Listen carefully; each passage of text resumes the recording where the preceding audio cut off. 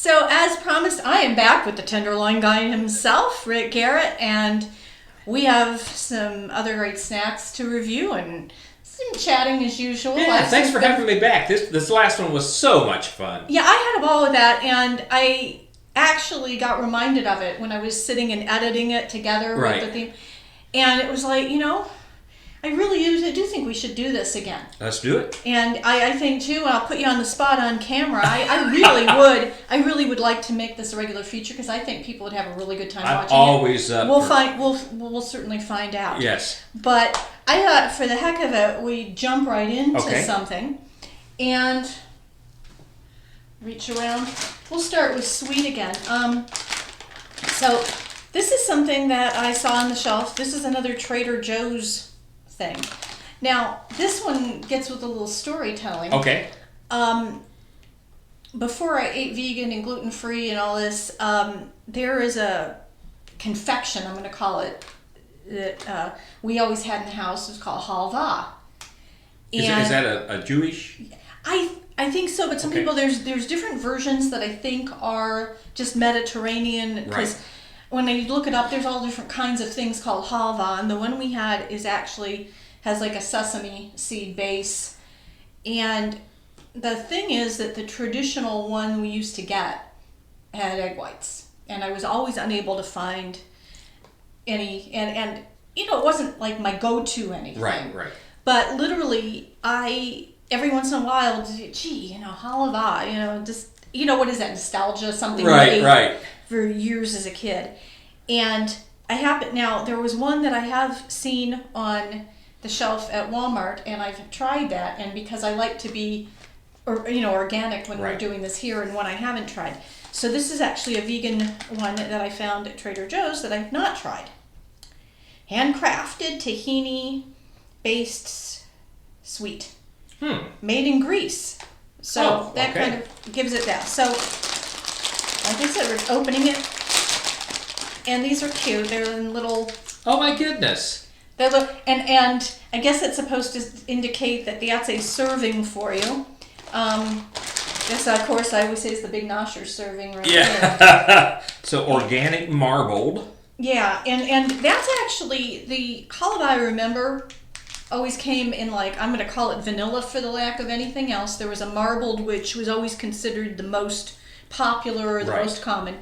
And then there was one that was chocolate. And then toward the end, there was like a chocolate coated, which everybody used to kind of wrinkle their nose at. I guess the people who tasted it, they didn't care for it.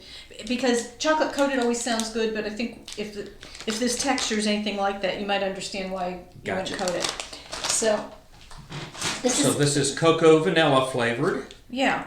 So that's the marble. Okay. And organic. So this is going to be something totally new for you. I thought I'd get him with that. So like I said, I haven't had theirs. Oh, it has... Yeah, it's marbled. But it's almost like I thought it would be crisp or hard, like a peanut brittle. It's more like a fudge. Yeah, and it's actually a little softer than a fudge, I think. Yeah, I think so. And a little more brittle. I mean, that's one thing, like, it's messy and crumbs go everywhere. Right. So. All right, you ready to give it a try? Yeah. All right.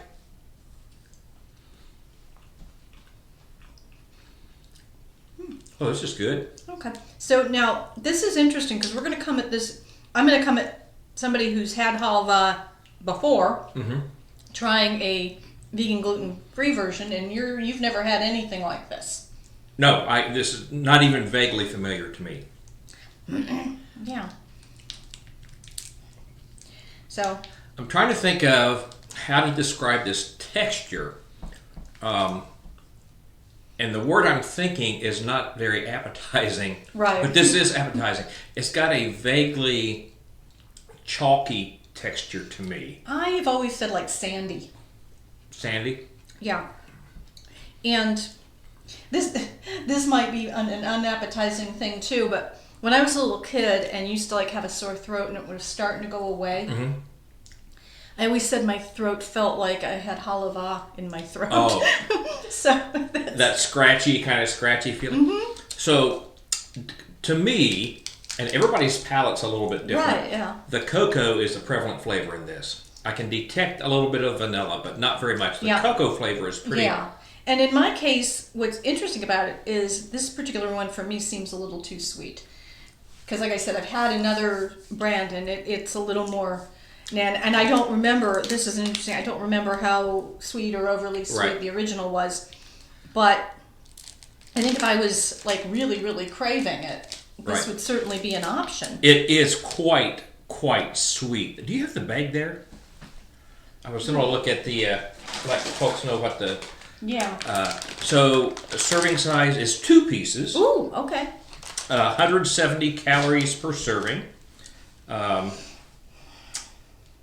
14, I can't quite, print's awfully small. Anyway, 170 calories for a serving, and a serving size is 2 of those individual packages. But they certainly are like sweet and substantial, so it's probably, I don't know who could eat more than 2 of them. Oh my gosh, I'm a hearty eater and I like sweets, but one of those is enough. That's really, really sweet. Yeah. And again, one of the great things about getting something from Trader Joe's, if you don't like it, it's bring it back, no questions asked. They'll smile and say, "We're happy you tried it." Right. And they really do. They say, "Oh well, thank you for trying it. Thank you for trying it. It was so wonderful." So absolutely, cocoa was the prevalent flavor in that. I like it. Okay, and let's revert to what I love. I keep saying this. You're rating things on the scale of 1 to 5 bites. So I would give that I'd give that a 3.5. 3.5 out of 5. It was really good. The chalky, sandy texture was just a little bit off-putting. Had it been more creamy, right? Yeah, it probably would have been a 4. And then probably the texture you're feeling is like ground sesame. It is. So, okay. So that's what that is.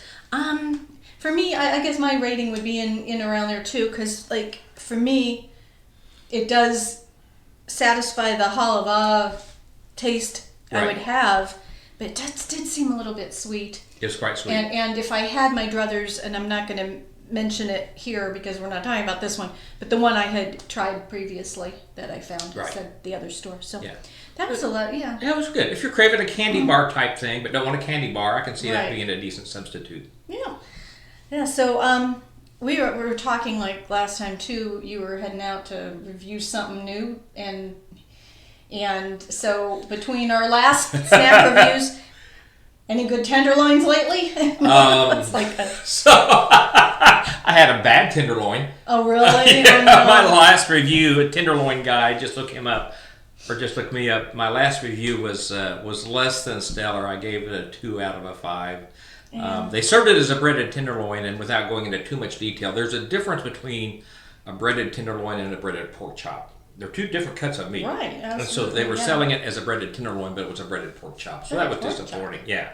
So that was disappointing. And it was kind of burnt around the edges. And if you want to know the name of the restaurant, just go look at the Tenderloin Guy blog and you can see it. I will say their other food is really good. Oh, okay. No, it's kind of interesting about that because we've had the discussion about the difference between the breaded tenderloin and a cutlet, Right. And how disappointed you are on the one. And you'd never had that one happen, though, had you? I had not. That's a first. By the way, since you're vegan, did you know that Upland Brewery up on 116th Street offers a vegan breaded tenderloin? It is made out of seitan. Is that how you pronounce it? S-E-I-T-A-N? Okay, well, and actually it's interesting because I think it's pronounced seitan or something like that, but it is actually like a wheat product. And it is. I can't have that. Oh, okay. Oh, that's right. You're gluten-free, right? Yeah. Right. That one actually is... You wouldn't. I keep saying people would not really want to experience what I do if I eat something like that. I'm like, But it was quite good. I would order it on purpose. I really did like it. Okay, they really nailed. So I'm assuming that's like a wheat paste that they make into a patty. They nailed the texture of pork and they nailed the flavor. They did a really nice job with it. Okay, I know a lot of places are experimenting with different things like that, and they've got different products. What's really interesting is, and I'm sure that maybe this happens to you in general too, maybe even with just tenderloins, where, again, they'd assume you like any pork item or any something. Right. Over the past 30 years that, I've done vegan, I've had people who don't understand that there are still going to be some foods I don't like just Right. because it's vegan doesn't mean it's going to be good.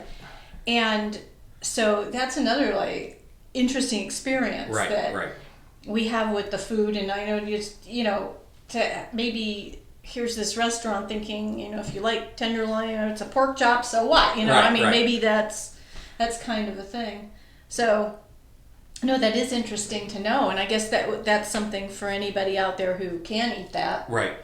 And I always have to caveat this: we are in the Indianapolis area. Right. So if people are watching from another state, Right. I can't. I think this is just a local place that you were at. Right. Yeah, it's Upland Brewery, corner of 116th Street and Guilford, actually in Carmel, which is just a town, just a suburb, still in the metro area. Yeah, I know about where that is. It's actually really close to where I get those treatments I talked about. Oh, okay. I was like, keep her skin from falling off, get zapped.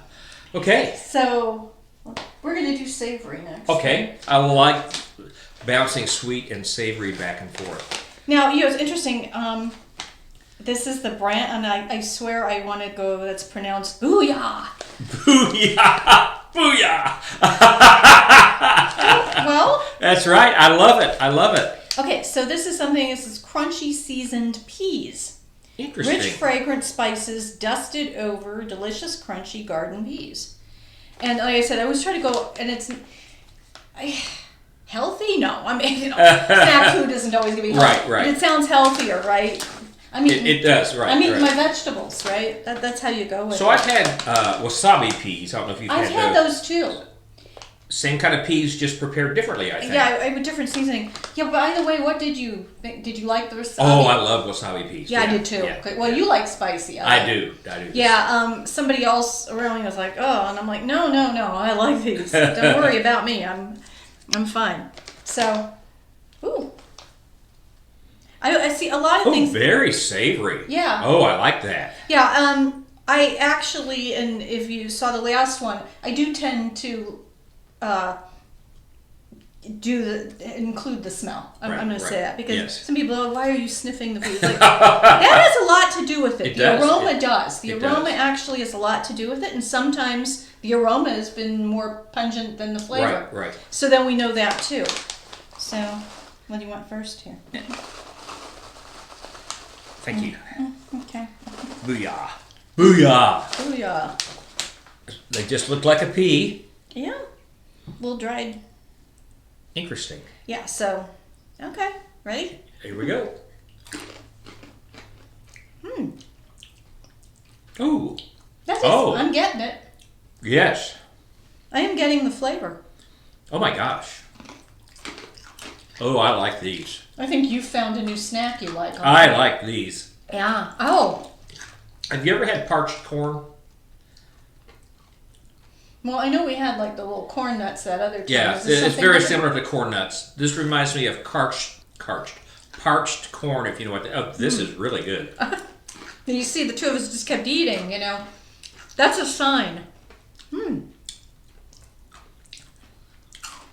think we both just found a new crunchy snack. These are great. Yeah. Oh, wow. I'm actually kind of blown away because I'm not a pea person. Oh, really? I do like them. I make a really nice pea salad that has uses extra firm tofu and frozen peas and little onion and bell pepper. And Let's take a look at the package and see what the serving size and how many. 130 calories per serving. And the serving size is 1/3 of a cup, so that's a pretty healthy serving size. Oh, yeah. How many serving? Yeah. And of course, this is the big nosher serving. Yeah. That's just interesting. I mean, I was hoping they'd be good. I'm really blown away by how good they actually are. Me too. This one really surprises me. Okay, so I'm going to say, I found this at Market District, if you're in... Oh, yes, yeah. That's sort of up there. It is up our way. And I think that's a nationwide chain, I think. Okay. And I found this just over... They have a couple different snack aisles. One's like chips and stuff. Others, there's a bunch of other different things where they have like the seasoned kale and all that. And that's where these were. Oh my gosh. Oh, that was a 5. Yeah. Oh, yeah. I'm gonna rate that a booyah. Yeah. 5. Oh my gosh, that was that. Oh, those are good. Those are real. I gotta go to Market District now. Yeah, and I'm just gonna. That's something I can actually put down and remember, and because a lot of times it's not. Snacks are good, but it's like I can take them or leave them. Right. This is That's really good. This is definitely go for it. Oh, and there were some other varieties too that Different flavors. And I'm going to say one like dairy or something that I couldn't have. Ooh, dairy doesn't sound good. Oh, okay, but I'm just saying if anybody because I don't remember what it was, ranch or something. But Gotcha. so this one's pretty good. I kind of like that because it's. One thing I'm going to say is I've always liked snacks that I'm going to say are called like barbecue flavor. Right. And in that scope. Right. Where, you kind of know what to expect with that. Like with the corn nuts or something. Right. If they're barbecue flavor, barbecue chips are better than plain chips. Yep. They've never tried that with like French fries. No. Or have they? I mean. Not that I've seen. Because all of a sudden, it just occurred to me, like at restaurants, if they would do French fries that were like flavored like barbecue chips, would that? Do you have any friends in the restaurant business? Put that bug in their ear. Actually, I do not. I don't have any friends in the restaurant. I think you would. I do have a few. Maybe I'll put that bug in a few of their ears. You ought to say, it would be really great with this tenderloin. Barbecued French fries. You can name it the Rick Special. Yes. I like that. Or now, see, there's a question too that when you get tenderloin, I mean, you've been in so many different restaurants, and it seems like a lot of them there's not like a standard side. What's your favorite side to get with your onion tenderloin? rings? Definitely onion rings. If they don't have onion rings, I'll get fries. But I always ask if they have onion rings. I just think that's a perfect complement to a breaded tenderloin. Okay. Yeah. Is that your favorite like side dish for other things too, or just specifically? No, typically, if I'm getting a hamburger, I prefer either tater tots or French fries. Tater tots are my favorite, but not a lot of restaurants serve. Yeah. Although it seems like more are serving them now than used to. I think they're gaining in popular. No, they were real popular when I was a kid. Yeah. I mean, not at restaurants, but like everybody those big bags of frozen Ore-Ida tater tots. Yeah. Everybody had that big 5-pound bag in their freezer. Did you remember a time when they actually had like bacon flavored tater tots? Ore-Ida did for just a little while. They actually, and this was back when I could eat it. It was like bacon bits or something in there. I don't, but now I'm intrigued because that sounds amazing. Yeah, and it's interesting that where they're kind of putting bacon in everything and doing everything to bacon, that they haven't brought those back. Yeah, isn't that? Bacon flavored tater tots.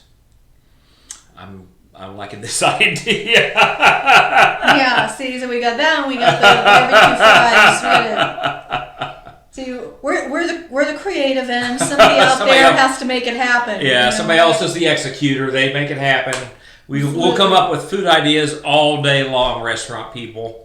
That's if you need a good, unique idea, let us know. And we probably also are really, really good. I call it the food reminiscing. Oh, yeah. My dad and I will get into that. We'll start talking about what came in the mail, and the next thing we're talking about food. And one of the things, and there's groups and things like on social media. Oh, absolutely. For people talking about foods that, aren't old made candies, anymore. old soda pops. Yeah. Okay, so there's a question for you. Okay. What's like something out of your childhood they don't have anymore that you miss? Oh, gosh. Well, this still exists, but when I was a kid, we always put peanuts in our Coke. Had those 6-ounce, remember the smaller 6-ounce glass Coke bottles? Yeah. Take a dime bag of Planters peanuts and put it in your Coke bottle. That was amazing. The other thing I remember was little, probably about this size, wax bottles, paraffin, and they had like some kind Kool-Aid-ish type sugar water in it. Looking back, I love that stuff. I suspect if I tried it as an adult, it would be pretty awful. Oh. I don't know. I have a story about those stupid wax bottles. Because I didn't know until years later. I mean, what I used to do with them is break off the top. Right. And just drink the liquid out. And like decades later, somebody was describing that you were supposed to do is take the thing and put it in your mouth and bite down on the whole mess. Right. And I used to just treat it like a little wax soda bottle. So those wax things when I was a kid were really popular. They had, the little bottles. They had wax Dracula fangs. You remember those? Wax lips, glass harmonicas. And the one I remember, do you remember the wax mustaches? Mm-hmm. Well, they had those two little things and you put in your nose, and then you're and then you're supposed to eat it. Yeah, I know. I have no idea what people. Okay, this gives me the idea for a video.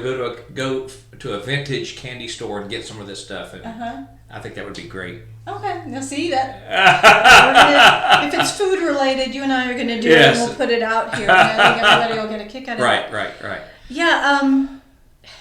And I just my train of thought just went out.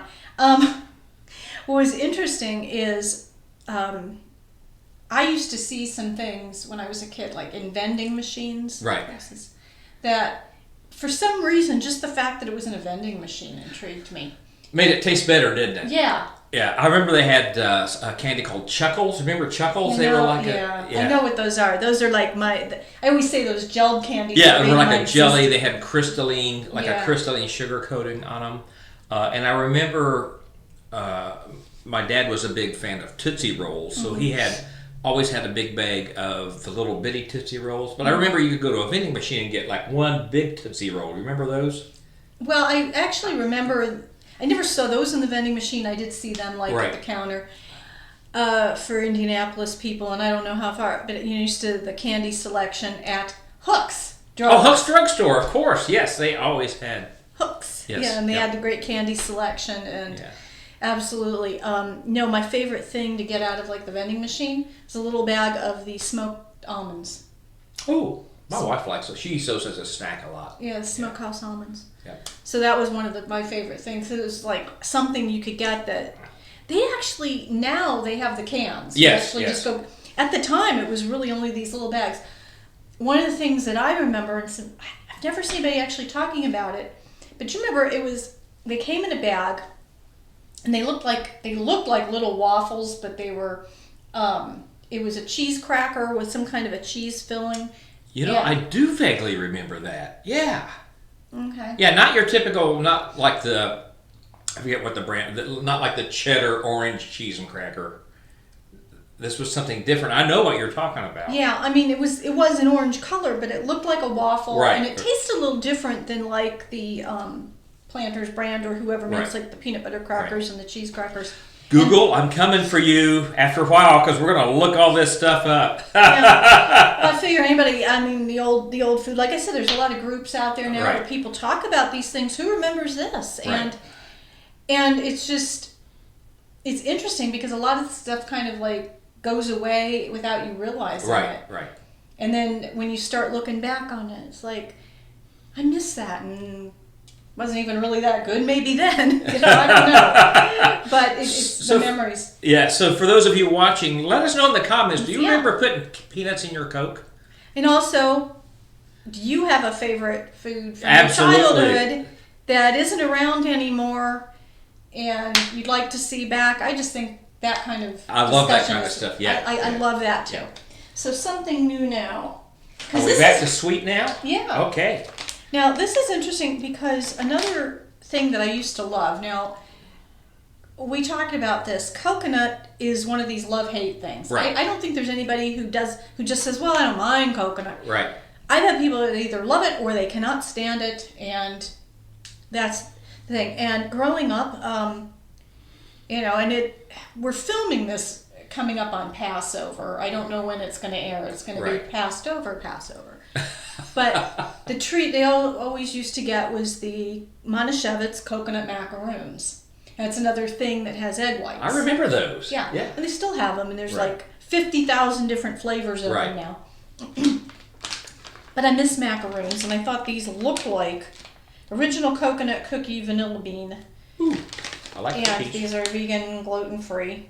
So I thought maybe these would be like macaroons. I could be wrong. That's always my thing. Speaking of coconut, while you're opening, do you remember the coconut candies? They were individually wrapped, and they were 3 colors. Oh, There was chocolate, white, and strawberry. And actually, originally there was like a layer of caramel too, which I never Was there? understood. I don't remember that. Yeah, I just never understood that. That was one of those things too. That looked so pretty. I liked those. Those were from Brock's. It was the Brock's pick. That's right. Yes. In the grocery stores, some of you might not remember this, but they used to have the Brock's Pick-a-Mix. Yes. And they had a whole selection, all these different candies. And there would be a little bag, and you would fill it, and they'd charge you by the pound or whatever.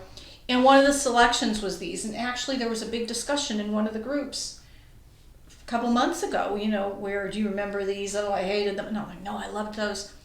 And some people said that what they didn't know is they'd get one because they thought it looked pretty and didn't realize it was coconut, and then they'd bite into it and they were very disappointed. In my case, I was pretty pleased.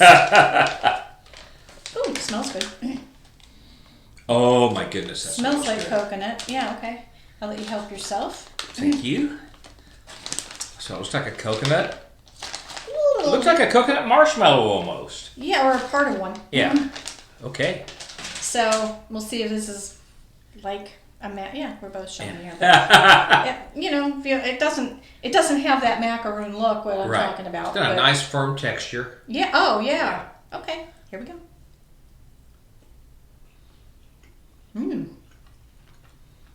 Oh my. That's really intense. It's coconutty. It's very coconutty. I like this texture. I mentioned the kind of chalky, sandy texture in the first thing we tried. Mm-hmm. This texture is much more pleasing to me. Well, this actually has that kind of chewy, whatever it is you expect from coconut. Right. That's just the best way to put it.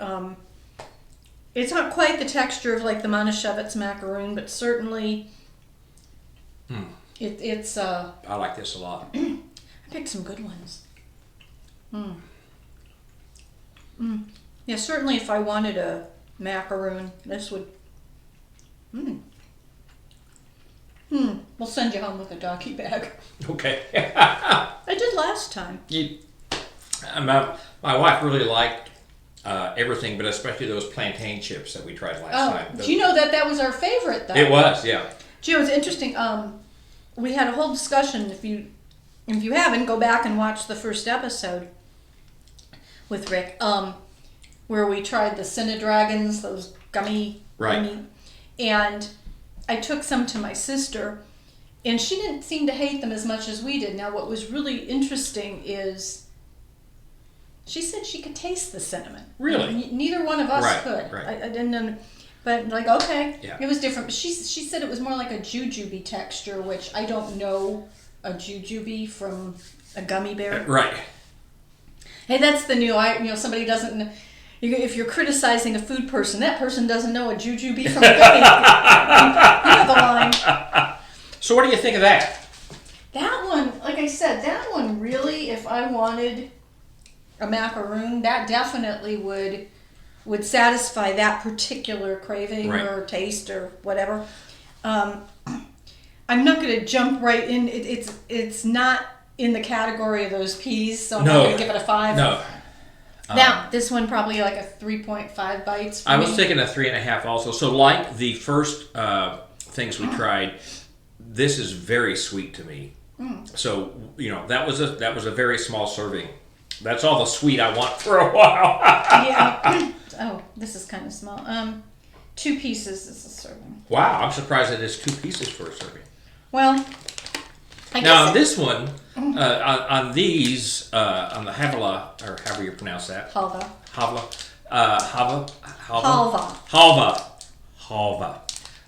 It was vanilla cocoa. I couldn't taste vanilla. That's vanilla coconut. Can definitely taste vanilla in that one. Yeah. But it's very sweet. One's all I want. But I think 3.5. Yeah, that might be a good thing if you don't want too many. That's right. If you sit there. Yeah, I don't think I ever had that sensation with, like I said, what I would consider, like the original macaroons. Right. But these are satisfying for They that. are. Now, to be fair, I'm not a guy with a sweet tooth. My favorite is savory and salty. Okay. If I am going to binge eat something, it's going to be savory or salty. Yeah. Not sweet. I know a lot of people binge the sweet. Now, I do have a sweet tooth.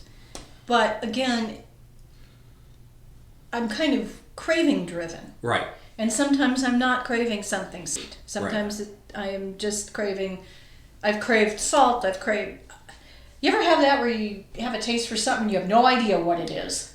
I have that happen all the time. And sometimes, I'll get cravings like 6 or 7 or 8 years apart and not know where it came from. Recently, I got to craving chocolate milk, and I hadn't craved chocolate milk in 20 years old bit. And suddenly I got the most intense craving for chocolate milk. And we went and got half gallon. Oh, okay. And you didn't mix up. What we used to do, of course, is get the Hershey's syrup of course. and make our... Yeah. Because, to us, the chocolate milk you bought never tasted chocolatey enough. It was never enough chocolatey. What was it? Do you want some milk with that syrup? Yes. So awesome. But whatever you got took care of it. It did. Yeah, it did. okay. So probably I won't crave it again for another 20 years, if I'm still around. No, I hope so. In 20 years, we'll be doing this still. And that would be awesome. I think so. Awesome. That would be a lot of fun. Yeah. So you want to hit our last Yes, savory? absolutely. Okay. Now this, when I saw it, and remember I texted you, I said something fell into my lap. Oh, yes. This is kind of what did. It didn't physically fall into my lap. I was nosing around the store, and I remembered us talking about popcorn the last time. Ooh. And this is another one from Trader Joe's. Hard to read, wrinkle that bag. But this is called Synergistically Salty, Smoky, Slightly Sweet Flavors Seasoned Popcorn. That looks fantastic. And it hit all these check boxes. Yeah. For my foodie friend, the Tenderloin Guy. I don't remember if we discussed this last week or last time we got together or not. Did you know that Aldi's is owned by Trader Joe's? Yes. So the story I think is that there were brothers or something, and they. Okay. This one does not feature an easy open package. No, none of their stuff does. Need some help. Holy crap. Okay, if not, I'm going to duck and bite. Excuse me.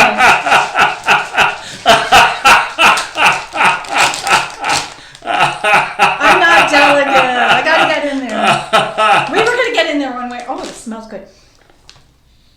Oh, my goodness. Go help yourself. I'm letting him have the first on this. He talked about loving popcorn.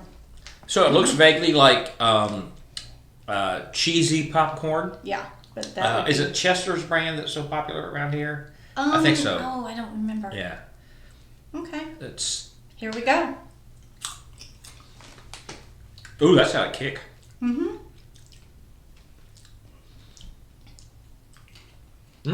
I'm getting the smoky. I'm getting the sweet. I'm getting everything they promised. Oh my gosh, I really like this. Okay, so I left out tangy before. Now see, we were talking about this last time, that if you call the food something, it should be in there. Right. And it says tangy, I get tangy. Mm-hmm. It says salty, I get salty, but not too much. Mm-hmm. I mean, it's not like I get smoky, I get the spicy, and slightly sweet. I do get all of those. They have hit it on this one. I really like this. Mm-hmm. They got them all. What is interesting, and we've talked about this, a lot of times when people do this, the salty ends up prevalent. Right. And it's not a really good blend. This is. Have some more. Yeah. Oh, if I have to. Yeah. Just like, yeah. They hit the mark on this one. Yeah. Nice smoky flavor. And then you just get everything else. Now, the tangy and spicy is building. Mm-hmm. The more you eat, the more the tangy and spicy builds. Wow. I like the fact that it's only slightly sweet. And like I said, I'm not a big sweet tooth guy. But there's something about the sweet being in there with everything else Even though I'm not a big sweet tooth guy, I love the sweet, spicy combination. I think those work really well together. Yeah. My wife made bacon cookies. Okay. So she took sugar cookies and put... Like we were talking about bacon and everything. And put bacon crumbles. And that savory and sweet combination was fantastic. And that's the way I think of this. It's really, really well done. Yeah, that one's another, like, out of the park. Oh my gosh, yes, that's a 5. Definitely. No question about it. Yeah, that's something I'd go get again. I'd be like... Yeah, and was that Trader Joe's also? Yes. Awesome. Yeah, and the other one was Market District. So the two savories really seem to be our today. Those and like I said, I just pick these things by chance too. I obviously I read and see if all the ingredients are me friendly. And everything we tried today was gluten free and vegan, correct? Right, correct. So, and I don't want anybody to mistake. We're not saying it's all great for you, and it means you can go eat as much of it as you want. Right. But it means that, somebody who has dietary restrictions can... I mean, it's nice that when you have dietary restrictions that you can still feel like you're having a treat. Exactly. You can still feel like you're indulging yourself a little bit. Oh, absolutely. We all need that from time to time, right? We just need to indulge ourselves from time to time. Yeah. Oh. And I said, but there's nowhere to get that. That's like really... That was just really good. We're kind of stuck on that. Yes. So, anything new come? I ask you every time. Where are you heading off to review now? I don't know. So, for those of you that don't, you may not even know this. I accepted a position pastoring a church. I don't know if you knew that or not. You didn't mention that. I should have mentioned that last time. So we are in Holy Week right now. This is Tuesday. Well, thank you for coming during Holy Week. Oh my gosh. What's more holy than sharing food with friends? Oh, you know what? I love that. I mean, seriously. That's what Jesus did. That is. He dined with his friends. What a wonderful interpretation. I love that. So what were we talking about? So from here on out, it's going to be kind of a whirlwind of activity for me for the next week through Sunday. So don't really have anything food review on the, next week I'm going to kind of sit back and take a deep breath and relax for a couple of days, and then we'll figure out where to go from there. Okay, so with the church, where's your church? Metamora, Indiana. So so I'm spending a lot of time on the road. And it's a church that I have been, we spend a lot, my wife and I are both musicians, and we spend a lot of time in Metamora. We play the music festival every year, play lots of festivals down there. And we have played several concerts at that church over the last 15, 17 years, and have formed really close relationships with a lot of the people. And they lost, their pastor resigned. I started to say they lost their pastor. He didn't pass away, but he resigned a few months ago, and they were looking for somebody. And I've pastored in the past and had stepped away and officially retired from it because I got really tired of church politics. I understand that. But this is, it was just right. It was a smaller church? It is. Now, is it something, if somebody's in the area and they can just drop in and attend? Absolutely. Okay. Would love to have you. Just look up Metamora United Church. You can find us on Facebook, social media, and so on.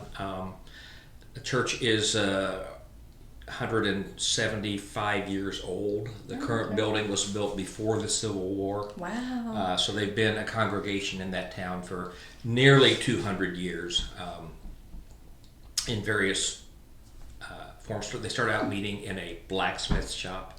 Wow. Just 2 or 3 families.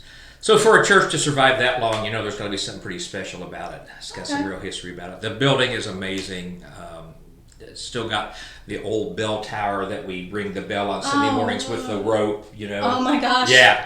That sounds like fun. And so Metamora sits in a valley in southern Indiana. Have you been to Metamora? No, I have not. All right, we need to get you down there. Sits in a valley in southern Indiana surrounded by hills. And on Sunday mornings, when the bell rings, you can hear it echoing off the hills, and it's just. That just sounds like it's hard to put a word to. It's like a step back in time. It really is. It really is. Yeah, it just. You can see I'm just going, huh. Somebody actually wrote a review of our church online and called it a slice of Americana, and I'm like, oh my gosh, that sounds about right. Yeah, so yeah, it's been a really interesting journey. After swearing I would never do it before the last time I walked away, I'm like, I'm done. I'm never going to do this. And that's how I always had about managing bands. Right. I did the same thing for a long time. I'm not going to manage another band as long as I live. I have this picture of when I walked away from the last church and that church was controlled by a national denomination, and that's really why I kind of walked away. I walked away and kind of said, God, I am done. I'm not doing this anymore. And I kind of have this vision of God's just kind of looking down and saying, we'll see. You just wait. Yeah. So not everybody takes a 20-year break in a career, but I did. Okay. Sounds good. Well, I will have to take you up on getting down there, and you'll take me up on coming back here. Absolutely. And I will see you next time. See y'all. Wherever.